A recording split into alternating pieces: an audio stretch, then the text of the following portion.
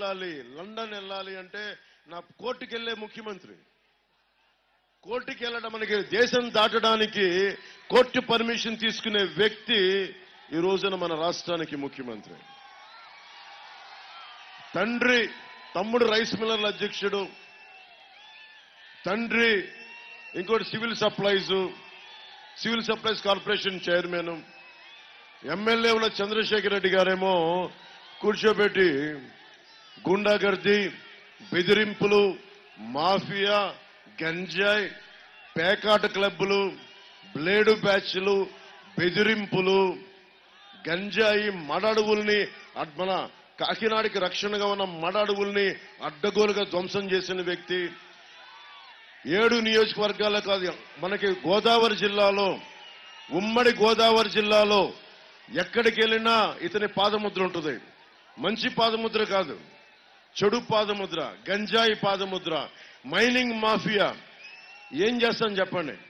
అడ్డగోలుగా డబ్బులు సంపాదించి ఏం చేస్తా ఉన్నారు? మనల్ని భయపెడతా ఉన్నారు. మీరు బయటికి వస్తే దాడులు చేస్తామంటున్నారు. నేను అన్ని తెగించి వచ్చాను, రాజకీయాలకి అన్ని తెగించి వచ్చాను. భయం లేదు నాకు.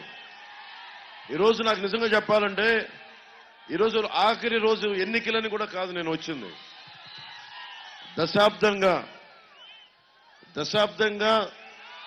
దశాబ్దన్నర కాలంగా కరెక్టే మా భవిష్యత్తు మీ చేతుల్లోనే అంటున్నాం. 600 కిలోమీటర్లు ట్రావెల్ చేసి వచ్చారు. ఒక సైకిల్ గుర్తుకో, గాజు గ్లాస్ గుర్తుకో ఓటేసి కేవలం గెలిపించమని అడగడానికి రాలా, ఒక మార్పు కోసం అడుగుతున్నాను మిమ్మల్ని. ఒక మార్పు. మీ భవిష్యత్తు మీ చేతుల్లో ఉంది. మీరు ఊపుతారు, హుషారు చూపిస్తారు. మీ భవిష్యత్తు మీ చేతుల్లో ఉంది. నాకు ప్రజాస్వామ్యం మీద అపారమైన గౌరవం. ప్రజాస్వామ్యం మీద నాకు చాలా అపారమైన గౌరవం. ఎన్ని లక్షల మంది చనిపోయారు ఈ ప్రజాస్వామ్యం కోసం, భారతదేశం కోసం కొన్ని లక్షల మంది చనిపోయారు. మనకి ఫ్రీడమ్ ఎట్ మిడ్ నైట్ అని నెహ్రూ గారు స్పీచ్ ఇస్తా ఉంటే పార్లమెంట్ లో, సెంట్రల్ హాల్లో, పంజాబ్ లో మనకి ముష్కర మూకలు ఎంతమంది ఆడపడుచుల్ని మనకి మానాన్ని అగౌరవపరిచినాయో తెలియదు. ఎంతమంది చనిపోయారో విభజన సమయంలో.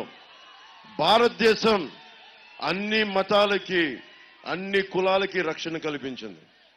ఈ రోజున నేను మన సోదరుడు కింద ఉన్న ముస్లిం సోదరుడు, జన సైనికుడు, ఇస్లాం జనసేన అని చెప్పి ఎప్పుడు నాకు బోర్డు పట్టుకుని చూపించే, నాకు ఆ ముస్లిం మనకి మతానికి సంబంధించిన ఆ కండు